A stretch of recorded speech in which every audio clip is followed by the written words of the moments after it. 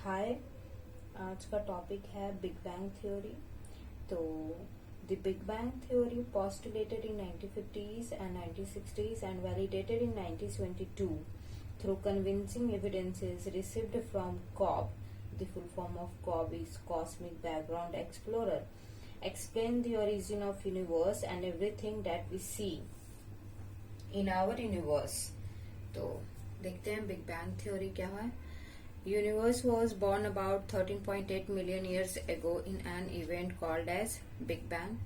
Okay, मतलब universe जो है उसकी वो बनता है 13.8 मिलियन ईयर अगो पहले। और ये कैसे बनता है तो इसको हम लोग देखेंगे आगे। तो a gigantic explosion that caused matter to expand in all direction to form galaxies and stars. Okay.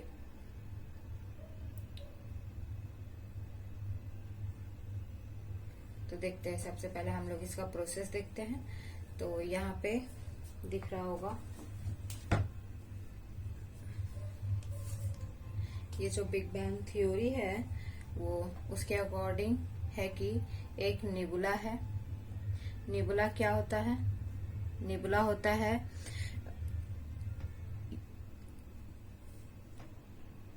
निबुला is a cloud of gases which is consist of hydrogen and helium mainly and dust in space। और ये बहुत ही ज्यादा बड़ा सा होता है। और जब ये टूटता है तो ये मतलब दो केस इससे बनेगा। तो उसको हम लोग नाम दिए हैं प्रोटोस्टार। ये फर्स्ट प्रोटोस्टार, ये सेकेंड प्रोटोस्टार है, सेम टाइम पे बनेगा। ओके, तो देखते हैं प्रोटोस्टार क्या होता है। Protostar looks like a star but its core is not yet hot enough for nuclear fusion to take place. कहने का मतलब ये है कि ये प्रोटोस्टार जो है, ये जो प्रोटोस्टार है, ये इसका कोर इतना ज्यादा हॉट नहीं होगा, इतना ज्यादा टेम्परेचर इसका हाई नहीं होगा कि न्यूक्लियर फ्यूजन होने लगे। न्यूक्लियर फ्यूजन होने के लिए बहुत ही ज्यादा टेम्परेचर चाहिए। जैसे कि एग्जाम्पल है कि अपने अर्थ के अंदर कोर जो लेयर है, 3 लेयर, क्रस्ट, मेंटल, कोर। तो कोर का टेम्परेचर है 7000 डिग्री सेल्सियस, फिर भी वहां पे न्यूक्लियर फ्यूजन नहीं हो पा रहा है। तो आप सोच सकते हैं कि न्यूक्लियर फ्यूजन होने के लिए कितना ज्यादा टेम्परेचर चाहिए। और उस हद तक यहाँ पे प्रोटोस्टार में टेम्परेचर नहीं होता है कि न्यूक्लियर फ्यूजन हो जाए। अगर न्यूक्लियर फ्यूजन 7000 डिग्री में भी होए तो आप सोच सकते हैं कि हमारा अर्थ भी अर्थ नहीं होता, ये कोलैप्स कर जाता, फट चुका होता। ओके, तो हम लोग समझ सकते हैं कि कितना ज्यादा टेम्परेचर चाहिए किसी भी पार्टिकल को न्यूक्लियर फ्यूजन होने के लिए। और दूसरा ये भी इम्पोर्टेंट है कि फ्यूजन होने का जो एलिमेंट है वो भी होना चाहिए। एलिमेंट तो रहता ही है, लेकिन बात ये है कि यहाँ पे टेम्परेचर के कारण फ्यूजन नहीं हो पाता है। तो इसका दूसरा स्टेज आता है, ये स्मॉलर स्टार बनेगा, थोड़ा बड़ा होगा। ये जो प्रोटोस्टार है वही बड़ा होकर के स्मॉलर स्टार बनेगा। और एक तरफ दूसरा केस ले लेते हैं कि अगर लार्जर स्टार बना तो इन दोनों केस में क्या होगा? स्मॉलर स्टार बनेगा तो ज्यादा तो कुछ नहीं होगा, बस इसके थोड़े से कोर में ही ये थोड़ा सा कोर जो रहेगा वो हाइड्रोजन हीलियम में परिवर्तित होते रहेगा। मतलब हाइड्रोजन हीलियम में बनता रहेगा न्यूक्लियर फ्यूजन के कारण, क्योंकि यहाँ पे टेम्परेचर उतना हद तक आ जाता है। क्योंकि ये बड़ा भी है तो ये कॉम्प्रेस करेगा, तो ये ज्यादा, ये इतना इधर का बाहर का मटेरियल जब यहाँ पे कॉम्प्रेस करके एक साथ आया तो टेम्परेचर इंक्रीज करेगा। तो इसलिए यहाँ पे हल्के मात्रा में हाइड्रोजन हीलियम में परिवर्तन होता रहेगा। ओके, और इसमें है ये लार्जर स्टार है। ओके, तो ये जो है ये पूरा कॉम्प्रेस हो गया, इसमें क्या टेम्परेचर उससे भी ज्यादा हल्का रहेगा। ठीक है, तो क्या यहाँ पे लिखा है? Main sequence star fuses hydrogen atoms to helium atoms in their cores. बस कोर में ही होगा, इधर इधर नहीं होगा। और ये इधर इधर मतलब कि बस कोर में ही हाइड्रोजन हीलियम में बदलता रहेगा और इसके इधर साइड में नहीं बदलेगा टेम्परेचर के कारण। कोर में सबसे ज्यादा टेम्परेचर होगा, जैसे कि अर्थ में भी हमारा कोर में सबसे ज्यादा टेम्परेचर है। क्रस्ट का टेम्परेचर आप कह लीजिए तो 32 डिग्री सेल्सियस है। फिर उससे आप अगर हर 32 किलोमीटर पे जाइएगा तो 1 डिग्री बढ़ेगा। वैसे ही मेंटल का टेम्परेचर हो जाता है अपना 4000 डिग्री सेल्सियस। एक मेंटल से ऊपर एक पार्ट आता है एस्थेनोस्फेयर, वो मैं जब लेयर ऑफ क्रस्ट पढ़ाऊंगी या लेयर ऑफ अर्थ पढ़ाऊंगी तब बताऊंगी कि क्या होता है। और कोर का टेम्परेचर हो जाता है 7000 डिग्री सेल्सियस। तो उसी तरीके से कोर में सबसे ज्यादा अर्थ में भी है टेम्परेचर, तो यहाँ भी स्टार में भी सबसे ज्यादा टेम्परेचर होगा, इसका सबसे ज्यादा टेम्परेचर होगा कोर में। ओके, तो ये हो गया। फिर इससे दो स्मॉलर से रेड गिगांट बनेगा, और ये ऑलरेडी लार्ज स्टार है तो इससे बनेगा रेड सुपर गिगांट। ओके, ये स्मॉलर स्टार है तो ये रेड गिगांट, और ये लार्जर स्टार है तो रेड सुपर गिगांट। मतलब साइज में ये काफी बड़ा होगा इससे अगर कंपेयर करें तो। यहाँ भी बड़ा था, यहाँ भी बड़ा होगा। तो पहले देखते हैं कि रेड गिगांट में क्या होगा। Okay, A red giant is formed when a star runs out of hydrogen at its core and मतलब यहाँ जो कोर में, इसमें जो कोर हाइड्रोजन हीलियम में बदल रहा था, यहाँ पे क्या जब तक हाइड्रोजन है तब तक बदलेगा। जब हाइड्रोजन खत्म हो जाएगा तो क्या होगा, हीलियम में बदलना बंद कर देगा। टेम्परेचर तो वही है। तो फिर क्या बोल रहा है, stars fusing hydrogen into helium just outside the core releasing energy. और यहाँ छोड़ के यहाँ ये काफी टाइम से बर्निंग हो रहा है। कुछ हद तक यहाँ हुआ, कुछ हद तक यहाँ हुआ, यहाँ भी कुछ हद तक यहाँ हुआ, यहाँ भी हो रहा है। और जब तक ये एक टाइम ऐसा आएगा कि कोर का जो हाइड्रोजन है वो खत्म हो जाएगा, तो वो हीलियम, जब हाइड्रोजन ही नहीं रहेगा तो हीलियम में कहाँ से बदलेगा। तो वही अब बोलना चाह रहा है कि जब कोर में हाइड्रोजन हीलियम में परिवर्तन होना बंद हो जाएगा तो इसके जो आउटर है, कोर के आउटर पार्ट में एनर्जी रिलीज करना करेगा, और ये जो आउटर पार्ट है उसको बढ़ाना स्टार्ट कर देगा। ठीक है, एक्सपांडिंग द स्टार। ओके, फिर उसके बाद दूसरा पॉइंट है कि ये जो इतना ज्यादा ये हॉट रहता है कि ये आप समझ लीजिए कि जो हीलियम यहाँ से निकला, ओके, जो हीलियम यहाँ एनर्जी प्रोवाइड किया वो इतना ज्यादा यहाँ पे हॉट कर देता है, इतना ज्यादा टेम्परेचर हाई रहता है कि वो हैवी एलिमेंट बनाने लगता है। कौन, हीलियम, जैसे कि यहाँ पे कार्बन। ओके, अब दूसरा देखते हैं, red super giant. As large red giant star condenses, मतलब ये जो रेड गिगांट है वो कॉन्डेंस होगा, सिकुड़ेगा, तब जो it hits up even further burning the last of its hydrogen. ये और भी ज्यादा, जैसे भी कोई चीज और छोटा होगा, टेम्परेचर पहले से इतना में मान लेते हैं कि हर तरफ था, ठीक है, अब ये इतना हो गया तो आप साइज कमा तो टेम्परेचर तो और बढ़ेगा ना। कम साइज में ज्यादा साइज में कम टेम्परेचर हर तरफ फैला हुआ है, और अगर इसका साइज छोटा हो जाता है तो ये और ज्यादा टेम्परेचर बढ़ा देगा। तो वही है last hydrogen and causing this stars outer layer to expand outward. Okay, तो ये है।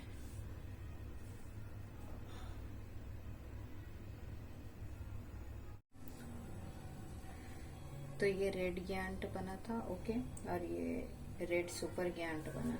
ओके, यहाँ पे फ्यूल खत्म होने के बराबर था कोर में, और ये इधर से एनर्जी जो हीलियम प्रोवाइड कर रहा था उससे ये फैल रहा था।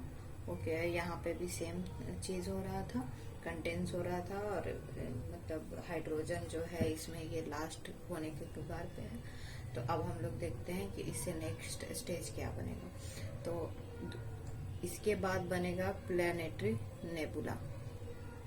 ओके, इसमें क्या होता है कि once the star runs out of fuel, जैसे कि यहाँ मैंने बताया कि हाइड्रोजन खत्म ही होने वाला है तो हाइड्रोजन ही नहीं रहेगा तो हीलियम कैसे बनेगा। तो फ्यूल यहाँ पे वही है, मेनली हाइड्रोजन के बारे में बोलना चाह रहा है, हाइड्रोजन को वो बोल रहा है फ्यूल।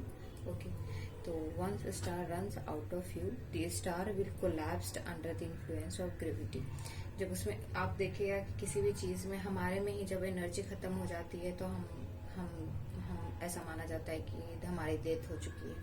तो बस सेम यही है यहाँ भी, जब एनर्जी ही नहीं रहेगा तो ये कोलैप्स्ड हो जाएगा वापस में। ओके, तो देखते हैं, the outer layer will be ejected into the vastness of space, और ये जब इसका डेथ हो जाएगा, कोलैप्स हो जाएगा, तो ये पूरे यूनिवर्स में फैल जाएगा, जो कि अभी हम लोग देखेंगे कि आगे क्या बनेगा। फिर उसके बाद नेक्स्ट स्टेप है कि ये व्हाइट डॉर्फ स्टार बन जाएगा। ऐसा कोई फिक्स नहीं है कि स्टार ही, व्हाइट डॉर्फ स्टार ही बने। नेक्स्ट स्टेज है इसका, प्लैनेटरी नेबुला के बाद ये वाला स्टेज है। लेकिन ये कुछ और भी बन सकता है, ब्लैक होल भी बन सकता है। अगर पूरी तरीके से कोलैप्स हो गया तो पूरा उसमें का जो फ्यूल है वो एकदम खत्म ही हो गया, तो थोड़ा थोड़ा रहेगा, तो ये सब ड्वार्फ स्टार बन जाएगा। अभी भी स्टार आप देखिएगा, कोई छोटी कोई बड़ी सी दिखाई पड़ती है, तो वो एक तो डिस्टेंस के कारण दिखाई पड़ती है। जो सबसे पास में रहेगी वो थोड़ी ज्यादा दिखाई पड़ेगी, जो दूर में रहेगी वो छोटी सी दिखाई पड़ेगी। तो ये एक तो डिस्टेंस के कारण, और दूसरा रीजन ये भी है। ओके, तो और इसमें रेड सुपर गिगांट से क्या होगा, ये ऑलरेडी बहुत ज्यादा बड़ा हो चुका है और ये बहुत ज्यादा फैल चुका है। फैलता क्यों है, तो हाइड्रोजन जब कोर में खत्म हो जाता है, हीलियम बनाना स्टार्ट कर देता है, हीलियम बनाना एंड कर देता है, सॉरी, तो वो बहुत ज्यादा फैलने लगता है। कोई भी सुपर गिगांट जो मटेरियल है, ये बॉडी है, वो बहुत ज्यादा फैलने लगता है। तो ये ऑलरेडी इतना ज्यादा फैल चुका है कि अब फटने के कगार पे रहता है। तो ये जो कंडेंस होता है, और ये इसमें क्या क्या ये जो हुआ वो बहुत इतना ज्यादा फैल गया है कि ये एक टाइम आता है कि ये फट जाता है। जैसे हम लोग कुछ ज्यादा खाना खा लेते हैं तो हम लोग को ऐसा फील होता है कि हमारा पेट बस अब फट ही जाना है। तो कुछ इसी तरीके से वो बहुत बड़ा हो जाता है रेड सुपर गिगांट, और ये अब फटने के कगार पे रहता है। तो उसके कारण जो होता है, ये सुपरनोवा बनता है। ओके, रेड गिगांट से सुपरनोवा बनता है। हम लोग आगे समझेंगे कि स्पेशली कि सुपरनोवा एग्जैक्टली क्या होता है। ओके, फिर सुपरनोवा बना, ऐसे तो ये कहलाता है explosive death of a star. मतलब यहाँ पे लाइट वाइट नहीं आएगी। लाइट कैसे आती है, हाइड्रोजन हीलियम में कन्वर्ट होता है तो वो लाइट जनरेट करता है। ओके, तो जब हाइड्रोजन ही नहीं है, यहीं पे हाइड्रोजन खत्म हो गया है, वो तो हीलियम के कारण, हीलियम के एनर्जी के कारण इधर इतना फैल रहा और लाइट आ रहा है, यहाँ पे तो वो भी खत्म हो गया। तो ये एक डेथ हो गया, ये काला जैसा दिखेगा। तो उससे दो चीजें बनती हैं, पहला ब्लैक होल और दूसरा neutron star. Okay, black hole तो ये आप ऐसा बना सकते हैं, ये पूरा ब्लैक कर दीजिए, और ये न्यूट्रॉन स्टार ऐसा छोटा सा बनाइए। ये बहुत ही ज्यादा चमकीला होगा। यहाँ पे ये व्हाइट डॉर्फ स्टार नाम ही से दिख रहा है कि ये व्हाइट है, ये बहुत ज्यादा चमकीला होगा और ये भी चमकीला होगा। ओके, तो अब हम लोग देख लिए कि कैसे बनता है स्टार और कैसे यूनिवर्स दिखाई पड़ता है। अब हम ये देखते हैं कि हम लोग कौन से यूनिवर्स पे रहते हैं और कितने यूनिवर्स हैं और उसमें कितनी सारी गैलेक्सी। तो मैंने लिखी हुई हूँ कि The universe at present is said to possess about 100 billion galaxies, such comprising on average of 100 billion stars। कहने का मतलब ये है कि अभी यूनिवर्स में 100 बिलियन गैलेक्सीज हैं और एक 100 बिलियन गैलेक्सी है और एक गैलेक्सी पे, एक मिनट में इसको इरेज कर लेती हूँ, अब समझाना ज्यादा आसान होगा। होप ये सब आप लोगों ने कर लिया होगा।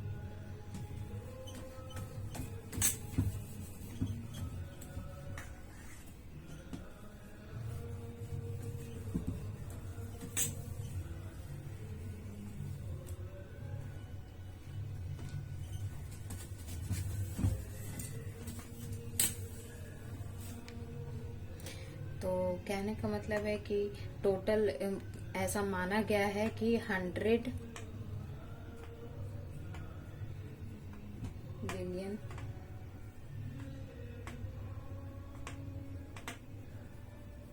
गैलेक्सीज हैं और एक गैलेक्सी में 100 बिलियन स्टार हैं। आप सोच सकते हैं 100 बिलियन एक तो गैलेक्सीज आप इमेजिन कीजिए, और एक गैलेक्सी में 100 बिलियन स्टार्स हैं। अभी हम लोग जो देखते हैं वो मात्र एक, जितना हम लोग को अभी स्काई में दिखता है वो सिर्फ एक गैलेक्सी का है उतना, और उतना ही सोचिए कि 100 गैलेक्सीज हैं और उनके पास अपने अपने 100 बिलियन स्टार्स हैं। तो कितने सारे हो गए। तो ऐसे ही जो हमारा गैलेक्सी है वो मिल्की वे है। ओके, हम लोग मिल्की वे गैलेक्सी में रहते हैं और ये माना जाता है कि इसमें 100 बिलियन स्टार्स है से 400 बिलियन स्टार तक है। ओके, नेबुला मैंने अभी बता ही दी हूँ कैसे वो उसका प्रोसेस होता है नेबुला का, और कैसे वो एक्सप्लोजन होते होते और बड़ा होते होते कैसे वो एक स्टार का फॉर्मेशन करता है और ब्लैक होल भी बनाता है कभी कभी। ओके, यहाँ पे लिखा हुआ है main sequence stars are stars that fusing hydrogen atoms to form helium atoms in their core. Most of the stars in the universe, about 90% of them are main sequence of a star. कहने का मतलब ये जो हमें अभी दिखाई पड़ता है, मानते हैं कि ऐसे तो आप जानते हैं उनकी सूर्य भी एक स्टार ही है, जो पृथ्वी से सबसे करीब स्टार कौन सी है, तो वो सन ही है। ओके, तो सन में क्या प्रोसेस हो रहा है, ये सन है। तो यहाँ प्रोसेस क्या हो रहा है, हाइड्रोजन कंटिन्यूअसली हीलियम में बदल रहा है और उसके कारण हीट जनरेट होता है। ओके, और वही हीट हमको पृथ्वी पे मिलती है, वही हीट हमको पृथ्वी पे मिलती है और वही हीट के कारण मतलब सन जो है वो रेड दिखाई पड़ता है। तो हाइड्रोजन हीलियम बदलते रहता है। तो यही ये कह रहा है सेंटेंस कि कोई भी स्टार तभी वो स्टार कहलाएगा जब उसमें हीलियम एटम, जब उसके कोर में हीलियम एटम बन रहा हो। कहाँ से बनेगा, तो हाइड्रोजन से बनेगा। किस प्रोसेस से बनेगा, तो फ्यूजन प्रोसेस से बनेगा। ओके, तो ये कहना रहा है अगर ये प्रोसेस नहीं हो रहा है तो वो स्टार नहीं है, वो फिर कन्वर्ट हो चुका है, या तो सुपरनोवा स्टेज में होगा या फिर ब्लैक होल, वो ऑलरेडी पूरा एक्सप्लोजन उसका हो चुका होगा और अब कुछ भी नहीं होगा। वैसे भी सन में आप सुनते होंगे कि ब्लैक स्पॉट होता है, तो वो वही एरिया होता है जहाँ पे हाइड्रोजन हीलियम में बदलना बंद कर चुका होता है और वो हमको फिर काला काला धब्बा सा कई बार दिखाई पड़ता है। तो ये यही है एक्चुअली। ओके, तो आगे फिर हम लोग बढ़ते हैं। तो लास्ट में हम लोग एक बार इसका समरी कर लेते हैं एग्जैक्टली क्या है। ओके, तो बिग बैंग थ्योरी है जो कि 1950 एंड 1960 में पोस्टुलेट हुआ और ये वैलिडेट हुआ 1972 में। इसके थ्रू हमको पता चलता है कि हमारा यूनिवर्स कब बना होगा और इसका ओरिजिन कैसे हुआ होगा। ओके, ऐसा कहा जाता है कि हमारा यूनिवर्स 13.8 बिलियन ईयर्स अगो बना है। ओके, और हमारा यूनिवर्स का नाम है मिल्की वे गैलेक्सी। ऐसे ही बहुत सारे यूनिवर्स हैं, ऐसा माना गया है और ऐसा एविडेंस मिला है कि 100 बिलियन टोटल गैलेक्सी है और हर एक गैलेक्सी के पास 100 बिलियन स्टार्स है। ओके, तो हम लोग सबसे पहले देखते हैं कि कैसे बना होगा यूनिवर्स और कैसे स्टार बना होगा मेनली। तो सबसे पहले हम लोगों ने देखा कि एक नेबुला है। नेबुला क्या होता है, डस्ट होता है। ओके, उसमें गैसेस होते हैं, बहुत सारे डस्ट पार्टिकल होगा, वो नेबुला कहलाता है। उसका सेकेंड स्टेज हम लोगों ने देखा कि नेबुला से क्या बनेगा, प्रोटोस्टार बनेगा। प्रोटोस्टार में क्या होता है कि एक सेंटर में सिर्फ हाइड्रोजन एंड हीलियम में कन्वर्ट होने का प्रक्रिया भी तो स्टार्ट नहीं होगा, क्योंकि यहाँ पे टेम्परेचर बहुत ही ज्यादा कम है। कह सकते हैं कि जितना रिक्वायरमेंट होता है न्यूक्लियर फ्यूजन के लिए उतना टेम्परेचर नहीं है। जैसे कि अर्थ के सेंटर में भी उतना टेम्परेचर नहीं है कि न्यूक्लियर फ्यूजन हो जाए, नहीं तो अर्थ भी ब्लास्ट हो जाता। ओके, तो प्रोटोस्टार उसको कहते हैं, किसको कहते हैं, जहाँ पे बस वो स्टेज पे पहुंचने वाला ही होता है जहाँ हाइड्रोजन हीलियम में बदलना स्टार्ट हो। तो बस ये इसीलिए इसका नाम प्रोटोस्टार दिया गया है कि यहाँ पे बदलता तो नहीं है। स्टार कब कहलाएगा, जब उसके पास खुद की एनर्जी होगी और खुद का हीट होगा। तो यहाँ पे जब हाइड्रोजन हीलियम में चेंज नहीं हो रहा है तो ना हीट होगी ना एनर्जी होगी। ओके, तो ये प्रोटोस्टार कहलाएगा। उससे फिर बनेगा, दो चीजें हो सकती है, या तो एक ही बार में बड़ा स्टार बन जाए या फिर उससे छोटा स्टार बने। ओके, तो बड़ा स्टार बनेगा तब भी वही प्रोसेस होगा, छोटा स्टार बनेगा तब भी सेम प्रोसेस होगा। बस बात ये है कि छोटा जो स्मॉलर स्टार होगा उसकी सेंटर में बनेगी जो हाइड्रोजन हीलियम में कन्वर्ट होगी, वो बस लेस अमाउंट में होगी और इस लार्ज स्टार में थोड़ा लार्ज अमाउंट में होगी, और उसी की बेसिस पे स्मॉलर स्टार रेड गिगांट बनाएगा और लार्जर स्टार रेड सुपर गिगांट बनाएगा। ओके, तो फिर उसके बाद रेड गिगांट हमने समझा कि क्या होता है। इसमें बहुत ही ज्यादा मात्रा में न्यूक्लियर फ्यूजन होगा और इतना हद तक होगा कि इसके कोर में हाइड्रोजन जब खत्म हो जाएगा तो वो हीलियम में कन्वर्ट होना बंद हो जाएगा, और उसी के कारण हीलियम जो है वो कोर के आउटर लेयर में एनर्जी रिलीज करेगी और वो धीरे धीरे एक्सपांड होना स्टार्ट हो जाएगा। धीरे धीरे इतना ज्यादा एक्सपांड होते जाएगा कि वो दो चीजें बनाएंगी, ठीक है। रेड गिगांट बनाएगा प्लेनेटरी नेबुला और रेड सुपर गिगांट बनाएगा सुपरनोवा। तो ये हम लोग जा रहे हैं या तो स्टार बनेगा या फिर वो ब्लैक होल बन जाएगा, मतलब no emission no light. Okay, तो देखते हैं। जो प्लेनेटरी नेबुला होगा वो व्हाइट ड्वार्फ बनाएगा और जो सुपरनोवा होगा या तो वो ब्लैक होल बन जाएगा, मतलब कि पूरी तरीके से वहां लाइट का एमिशन होना बंद हो जाएगा, और या फिर न्यूट्रॉन स्टार बनेगा जहां से ब्लू लाइट एनर्जी निकलेगी। ब्लू लाइट एनर्जी कब निकलती है? जब कंप्लीट कंबशन नहीं होता है, हाइड्रोजन उतना ज्यादा मतलब चलेगा नहीं कि वो रेड दिखाई दे, तो ये होता है। ओके, तो ये हमने समरी देख लिया एक बार। अब हम लोग नेक्स्ट वीडियो में समझेंगे कि एग्जैक्टली व्हाइट ड्वार्फ क्या होता है, न्यूट्रॉन स्टार क्या होता है, ब्लैक होल क्या होता है, सुपरनोवा क्या होता है। तो ये सब का हम लोग नेक्स्ट वीडियो में देखेंगे। Thank you so much.